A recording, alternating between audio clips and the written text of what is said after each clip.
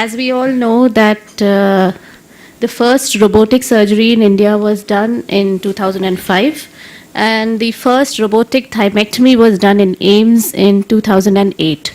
So I think it is rightly said that, as the surgeons keep moving ahead, the anesthetists also have to keep in pace.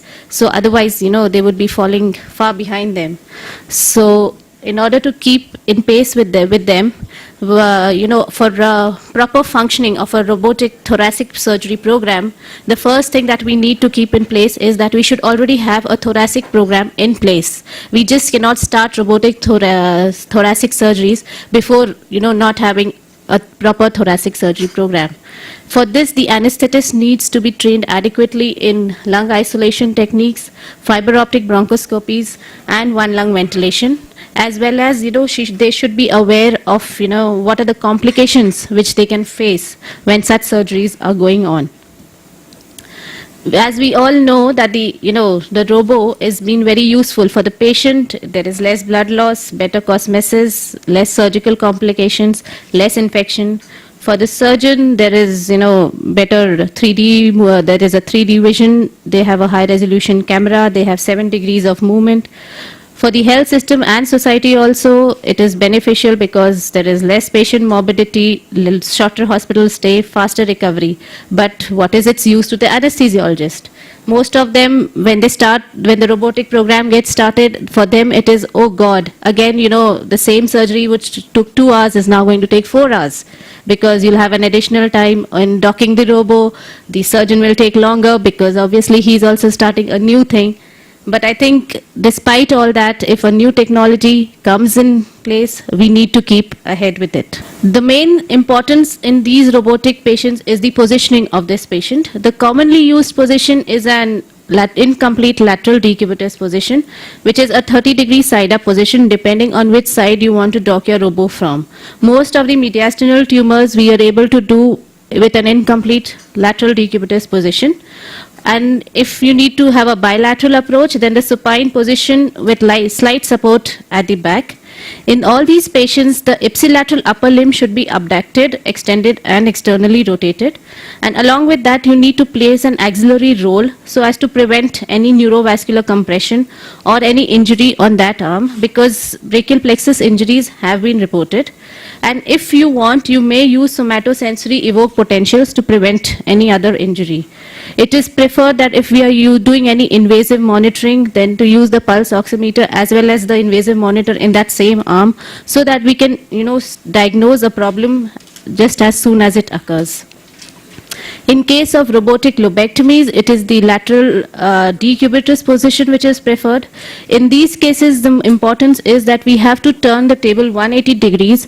The head end is away, because the robo is going to dock from behind the patient's ear, and we remove the headpiece of the table and take it to the foot end, because when you dock the table, the pedestal of the table should not come in way. Most of the times, initially when we started doing cases, everything was in place, the lines are in place, the table has been turned, and then we realized there is no place for the robo to get docked. So that is important, that we have to ensure that the pedestal of the table is away so that the robo can get docked easily. Also, the ipsilateral arm must be maintained horizontal to the shoulder, and the planned arm should not be very high for easy access to the axilla. And in all these patients, it's preferable if we can use gel rolls or paddings, and the best is that, yes, if you have bean bags, then to use bean bags in these cases. This is the common position that we have for most of the robotic lobectomies.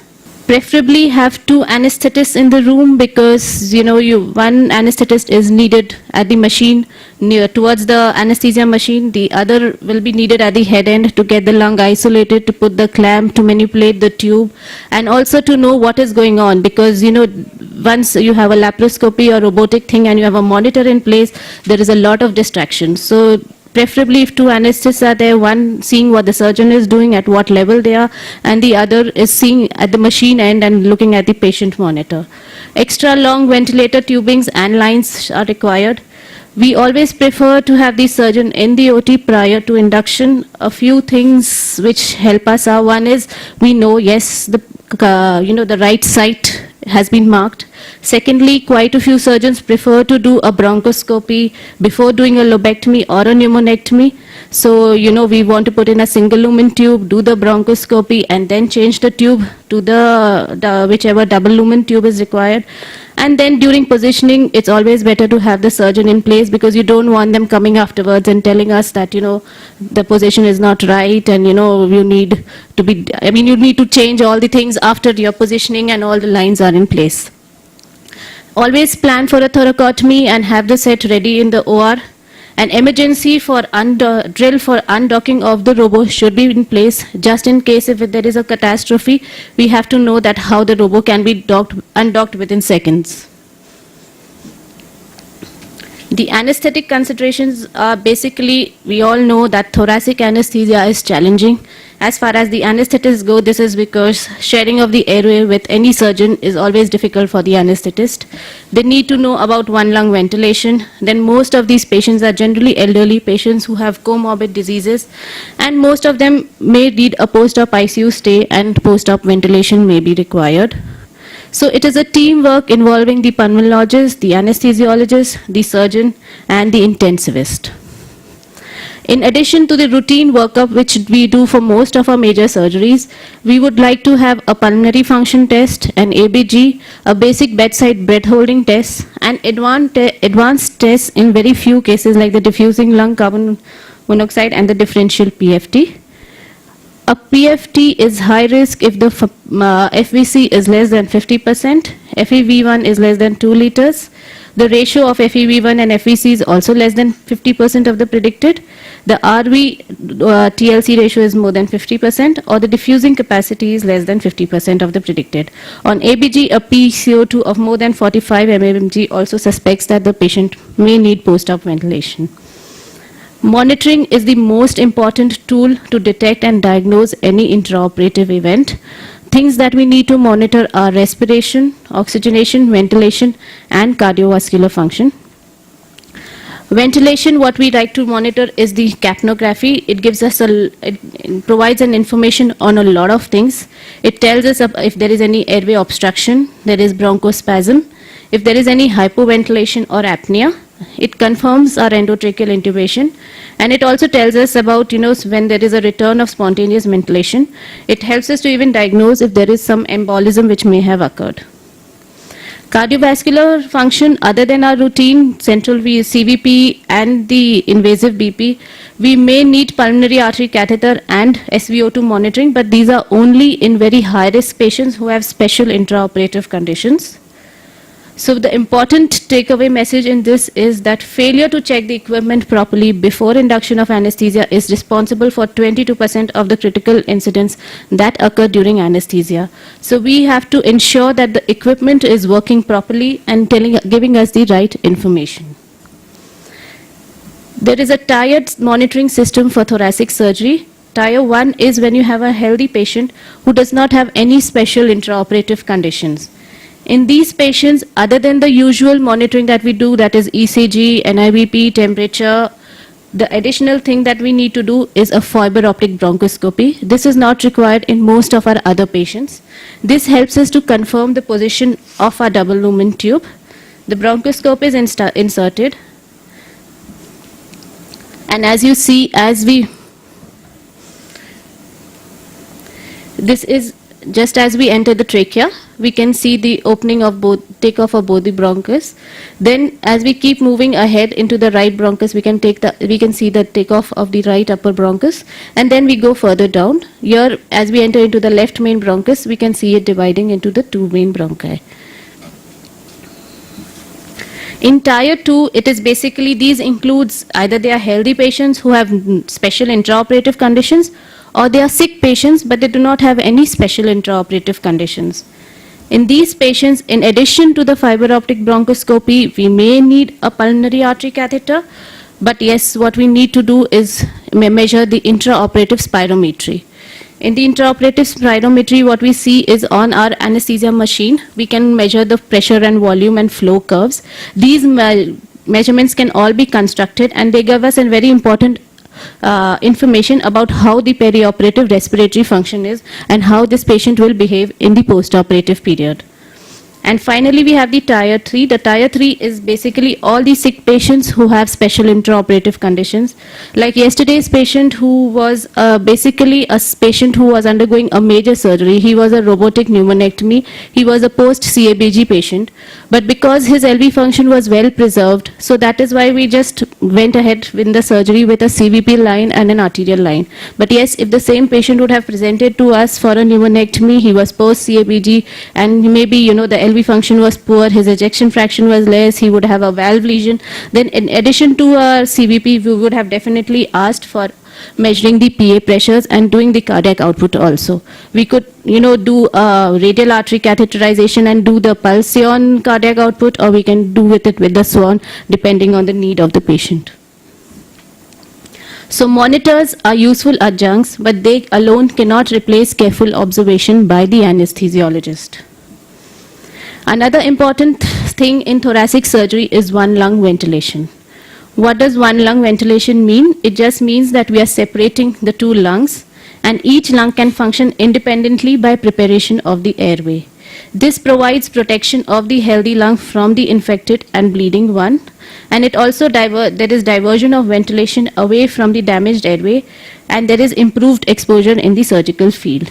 But what it causes more manipulation of the airway and hence more damage, and there is significant physiologic changes, and this results in easy development of hypoxemia and hypercarbia. The absolute indications for isolation are: one, if to avoid spillage or contamination; secondly, if you want to control the distribution of ventilation; and for unilateral bronchopulmonary lavage. The other relative indications are for surgical exposure, post by cardiopulmonary bypass status, when you want to remove any emboli. How can we achieve this? This can be achieved by a double lumen tube, by use of bronchial blockers, or by use of endobronchial tubes. This is a typical double lumen tube that we have, which comes in two sides. You have the right and the left. It has an endobronchial lumen along with an endobronchial cuff, and it has a tracheal lumen and a tracheal cuff. We can see there a difference in the make of the right and the left. In the right, there is an eye which is present so that the ventilation to the right upper lobe bronchus can be continued, and you have the left, and that is why the placement of the right double lumen tube is slightly technically more difficult, because we have to ensure that this eye is right in place where the right upper lobe is being taken off. This just gives us an idea of the size and the length of the double lumen tube.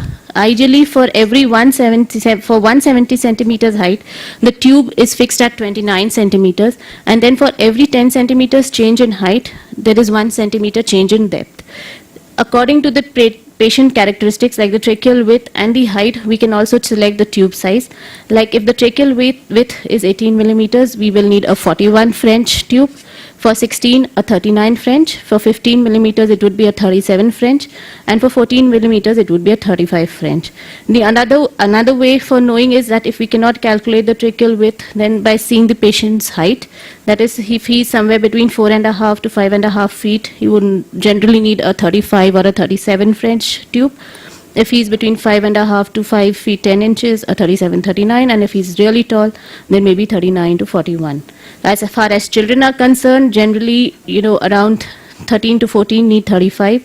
A 32 size tube is not available easily. So what we usually get is only a 26 and 28, and these are also only on the left side. We don't have the right side double lumen available in these sizes. How do we confirm the position of this double lumen tube?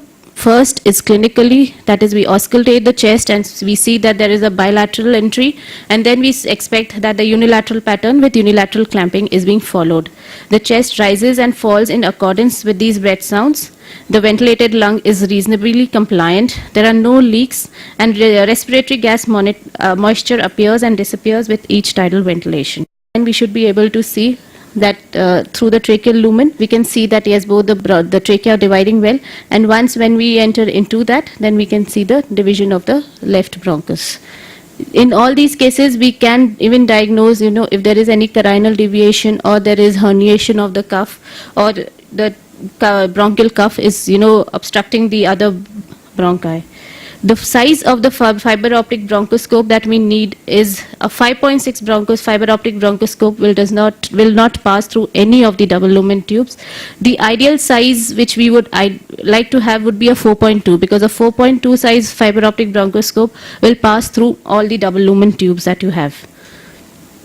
Other ways to confirm would be by doing a chest X-ray, by seeing the capnograph, or by the surgeon in the surgical field when he can palpate, and we can help us to position the tube within the chest. Another means of isolating the lung is with the use of bronchial blockers. Lung separation can be effectively achieved with the use of a single lumen endobronchial tube, and along with that we use fiber optically we can place the bronchial blocker.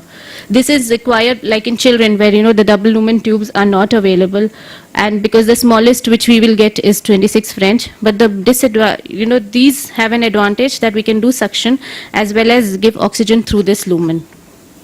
So the indications are, one is that if you have a severely distorted airway, a small child, or you have an anticipated difficult intubation. Secondly, when you don't want to risk the change of the double lumen tube into a single lumen tube, that is whenever the patient may go to ventilate on a ventilator in the post-op, or in cases of thoracic spine surgery where you will have to keep the patient in the prone position.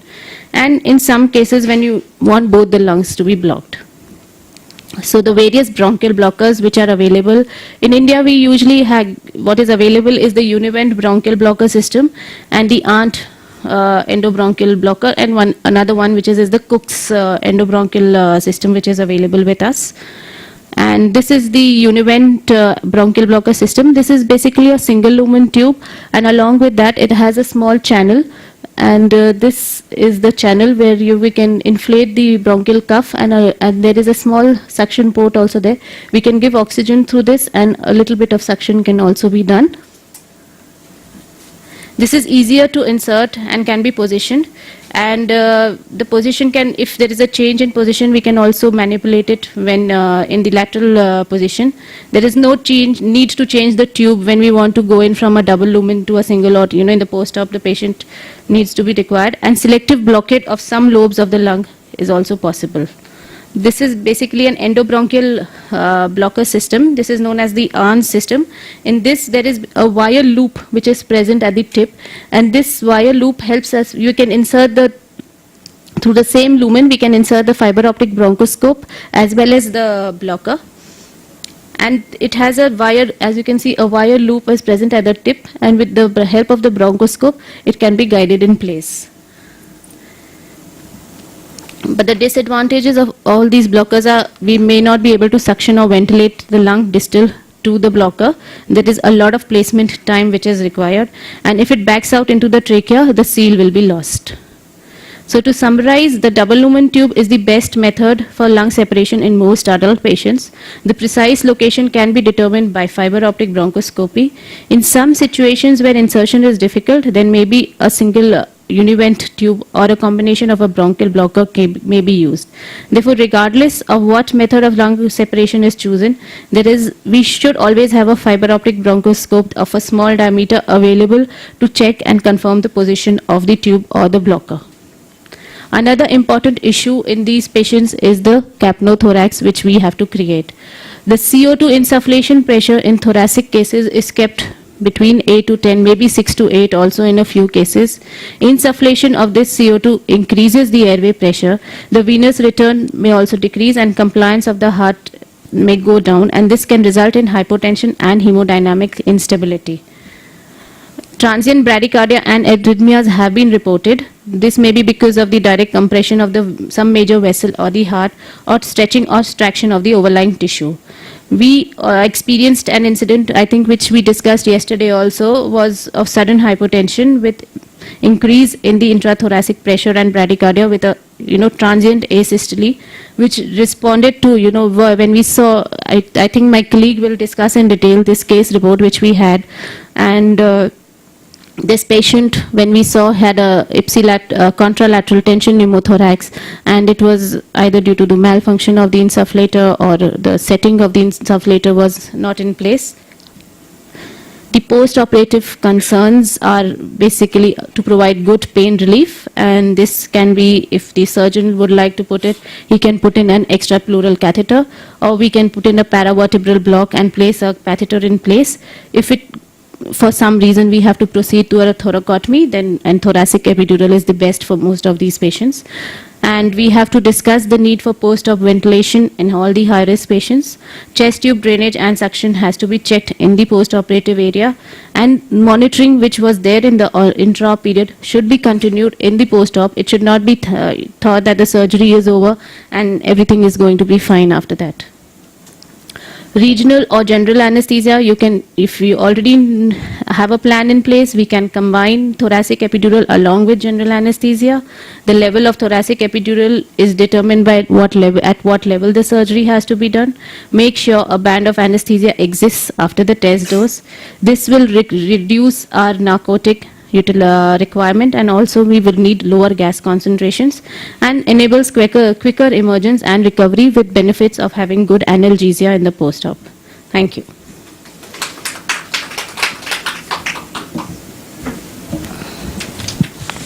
Thank you, Thank you, Sangeeta, for an excellent presentation. As usual, you're really crisp and to the point. And we've got a lot of take-home messages from your presentation. Any questions from the floor? I don't think we have too many anesthetists around. Okay, Sangeeta, I've got a couple of questions which I wanted to ask you.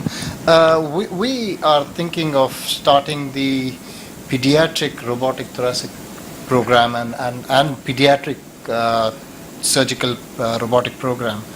How do you think we will tackle the anesthetic issues in terms of lung isolation and things like that? What is the way forward? See, for till 12 years and above, the 26 size French tube is okay. Below that, then we will have to get bronchial blockers, which would help us. And yes, we definitely need a pediatric bronchoscope for all those patients.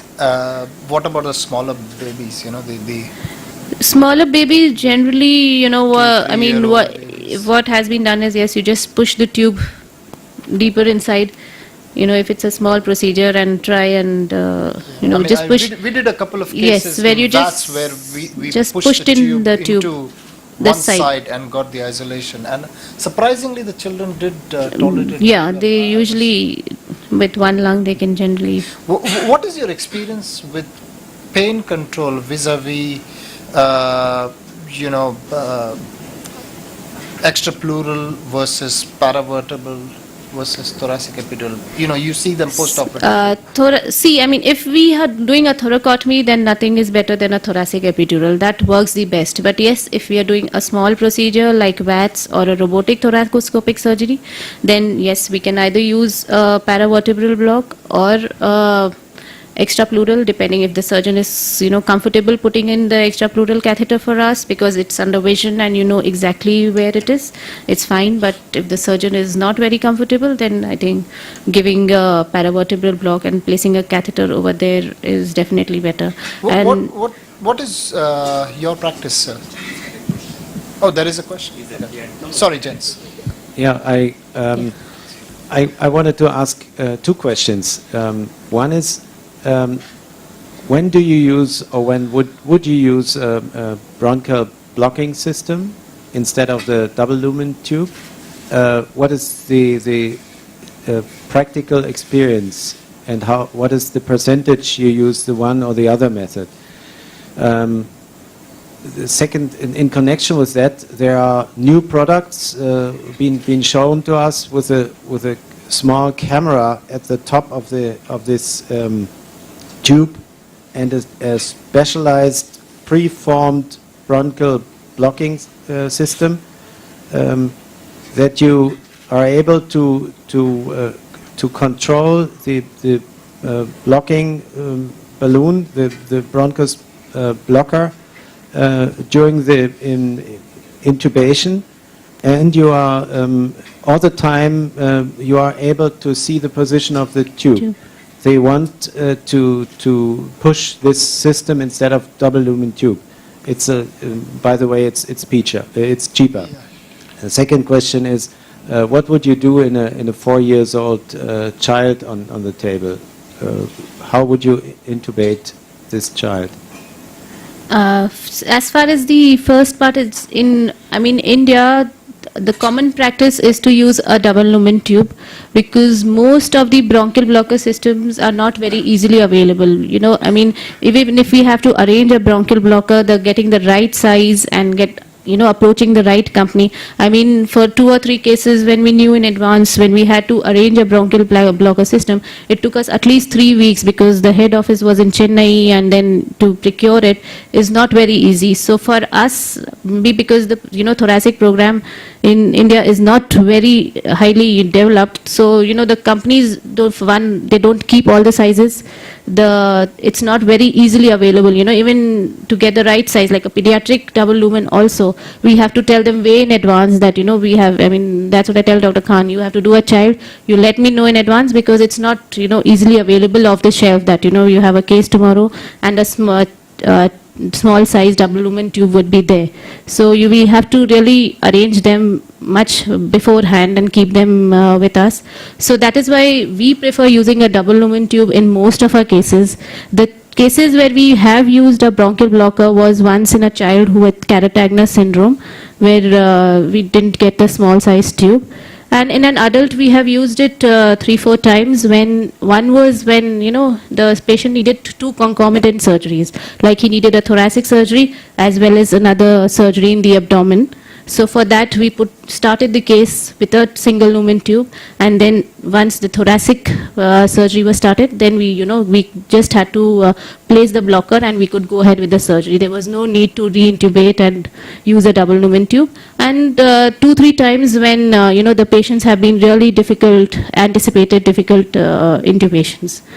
And as far as small children are concerned, I think the best what works for us is just pushing the tube towards one side and getting the isolation. Dr. Arvind Kumar, I was asking you. First what of all, excellent presentation Thank with you. very crisp, brief, and with lot of take-home messages. And I really liked your third slide about benefits to the society, to the surgeon, to the patient. What about the anesthetist? I truly agree, and Jens would vouch with me. When we started this program in June 8, Jens was here. 4 consecutive days we did thymectomies. We used to start at 8 in the morning and it used to go until 9, 10. In fact, one day we finished around 11 o'clock. And we all left, and 7 o'clock next morning everybody was back. So yes, you have to put up a lot with us acquiring new techniques, and sincere thanks to all of you as an anesthetist for that. Thank you. You always, without, and let me tell you, let me share that if the anesthetist is cribbing, the chances of surgeon succeeding in that technique becomes significantly Very less. low. I would vouch for it when we have had senior people in our institute, Professor Pawar, Dr. Anjan, these people, when they are there and there are occasions where you say, enough, maybe I should convert, and they would tell you, no, take some more time here, we have to do it, then only you do. On the other hand, you have somebody, you say, oh, what the hell are you doing, so much time, it decreases. So thank you so much for that. Thank you. Couple of comments. Yes, our practice is to routinely use, our anesthetists routinely use the double lumens. Bronchial blocker is only when that size tube is not available. I totally agree that below 35 availability is a problem. 28, 26, it's very difficult. Whole of Yusuf Sarai market is full of these shops, but No. there also we have to tell them In advance. and then they take couple of days before they get. Totally agree with that, and those are occasions where we use bronchial blocker, but then the suction is an issue there. About that hand injury thing, I would like to share that out of various things, bean bag is something, if you Which want is- to embark on a robotic program, you That is must must. procure bean bag. That case, we did not have bean bag, and we had to position the left arm. It was, Jens wanted it lower than the table. In doing that, somehow the arm during the surgery got hyper abducted due to movement of the robotic arm. And since the patient was under drapes, none of No, us so- noticed that. yeah, that is And the- post-op, this patient had complete paralysis of the left arm. And it was a horrible scenario for us We are starting a new program, complete paralysis. Fortunately, MRI showed that all these things were Praxia. intact. It was just praxia. In just about 10 days' time, complete Patient recovery took place, and that was it. But after that, we acquired the bean bag. Now we use the bean bag, support the arm, and since then, in next 60 odd cases, Yeah. it's not Yeah, been. I So think bean bag is absolutely That's what we are after, Dr. Khan, vital. to procure No, it if for we us. if we spend 10 crores on a robot, there's no Definitely, reason why yes. a lakh or lakh and a quarter should not be spent on bean bag. The whole elephant passes and it's always the The tail. tail. which Which is is the problem. difficult. We spend a massive amount. Yes. And mind you, the anesthetists always say that you spend heavily on surgical equipment, but when it comes to anesthesia, you suddenly become a miser. Regarding the ventilation, our anesthetist, during thoracoscopy also, when you are on one lung, sometimes there are occasions where there is a drop in saturation and you have to go back on two lung. Two lungs. We just pull out the instruments, you do two lung and then suction and all, and then you do. Now, if that was to be done for robotic, it disturbs the whole system because yes. you have to undock and take out the instruments that become.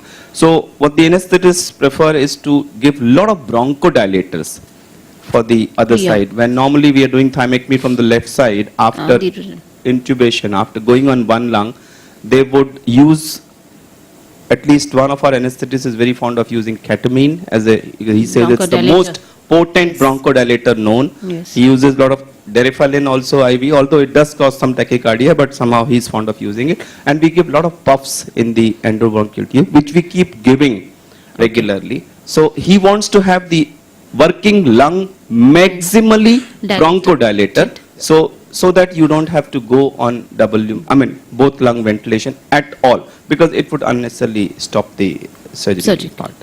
So otherwise, excellent presentation, Thank you. really enjoyed. Thank you. Another question. Gangaram Hospital.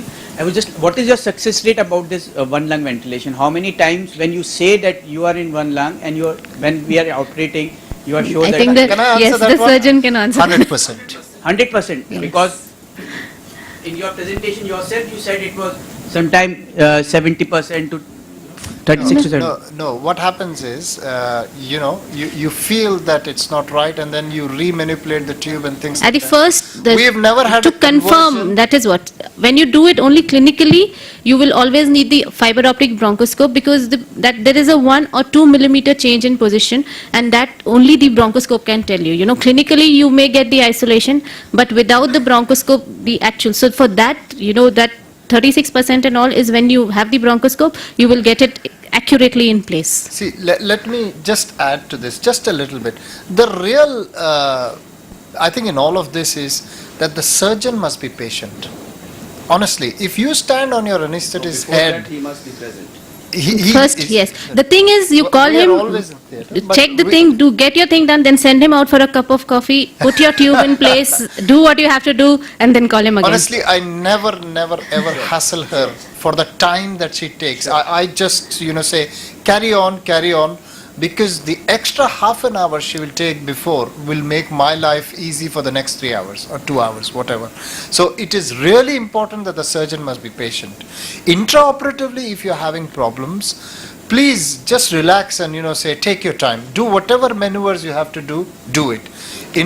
Sometimes in a VATS case, when we've lost the single lung ventilation, it does happen because the tube manipulation happens. There have been 2 cases that I remember over the last many years. I have actually closed the patient. I just put a couple of stitches and a couple of dressings, told the anesthetist, turn the patient back over. They did whatever they had to do. They couldn't manage. They lost the ventilation. We turned the patient back in, took all the drapes off. We scrubbed out. It was safe for the patient at that stage. Put the patient on the back and again re-put in, start from fresh, and we got the isolation, turned again. That actually saved the patient having a, thoracotomy and a messy situation. So really the surgeon has to be patient. Do you agree, Dr. Kumar? 2, 3, absolutely. When they are patient, when we are learning, Yeah. why shouldn't we be patient? Absolutely. That's in a lighter vein. But the thing is that the success of thoracoscopy or robotic depends on achievement of one lung ventilation. If the tube is not placed, and thoracotomy you can still do in a ventilating lung, Yes. but But thoracoscopy or robotic you Very- just cannot enter in a ventilating lung. So that is one of the reasons for conversion. In fact, couple of American papers, there's a recent paper on thymectomy from one of the American centers, where the commonest cause of conversion was because either they could not achieve one lung ventilation or adhesions were present inside. So time spent in achieving a good one lung ventilation is absolutely vital. Couple of problems occur. One is the choice of size is Is important. important, Sometimes yes. actually you don't choose the correct size. So if a patient is large and you choose 35, Smaller, so it even will- though it may be in correct position, still you may slips. not be getting correct ventilation. Second is you always have to check the position with bronchoscope Yes. initially, and then And patient is again after. positioned in lateral position. When you put the roll under the patient, there is always a retraction of the endobronchial part. So sometimes it comes out. So you recheck Check the it. position and then you proceed. Another problem that happens on the left side is if you push the tube too much in, then the tube goes and impinges against the Inside. secondary carina. And then if you're on the left-sided ventilation, you actually end up only ventilating one One. lobe and the saturation falls. All you need to do is to just pull out the tube by half a centimeter. So couple of these maneuvers, 100% of the times you will achieve. Then also you can do the bronchoscopy. Yes, Yes, of course. You have to do Not it. should do. You It have has to to do be it. done. It has to be done. You yeah. auscultate once again and you again do your bronchoscopy, confirm, and then let them drape the patient. Sure. See, one point that has come out of this discussion is that not just the anesthetist should know all the maneuvers that are possible. Yeah, the very right. surgeon Very should right. know Actually, what yeah. are the maneuvers that are possible. Because when they are struggling at the top end, sometimes a kind word or a kind comment from the surgeon side, why don't you do this, will actually salvage the situation. So it is really, really important for surgeons to understand how the double lumen works, what are the various maneuvers. Of course, it comes with experience, but it is important that you understand all these techniques. And there are a few things which you would only learn by experience. I would just share one experience. We were doing an open left pneumonectomy. This was a left-sided tube. While dividing the bronchus, we routinely asked them to pull out Pull the out the tube. tube. So I had said that. Now they pulled out the tube, just deflating the tracheal balloon. The bronchial balloon was not deflated. Now the tube went into the trachea, but the bronchial cuff is inflated, and she did not open the bronchial lumen. So they were still trying to ventilate through the tracheal lumen, distal to which now was the inflated bronchial cuff. So there was a high pressure. So suddenly they said, oh, something has happened, high pressure, more volume, high pressure. And suddenly the saturation started falling. And everybody got panicked. We just put drapes, as you said. There was no time to close. So I just put a towel and made the patient straight. I said, take out the tube, let's put a fresh tube. Later on, when we thought and when I said take out the tube, Then she they said- deflated both the Bronchial. balloons. And as soon as they deflated, oh, now it's okay. Then we realized that it was actually the inflated bronchial balloon which was lying distal to the tracheal lumen through which they were ventilating. These are things which you will learn, but as you rightly said, surgeon has to know about this part as well as the anesthetist, and there has to be absolute 101% cooperation between the two. Otherwise, there will be serious issues. Absolutely. If the anesthetist and the surgeon are not talking to each other and managing a thoracic case, you are in for disaster. That Yeah, is I mean, we talk loud and clear, we really, Sure, and sure. more important, I make sure when we're doing a case, other people are not talking around. Sure. Because, sometimes you don't hear them.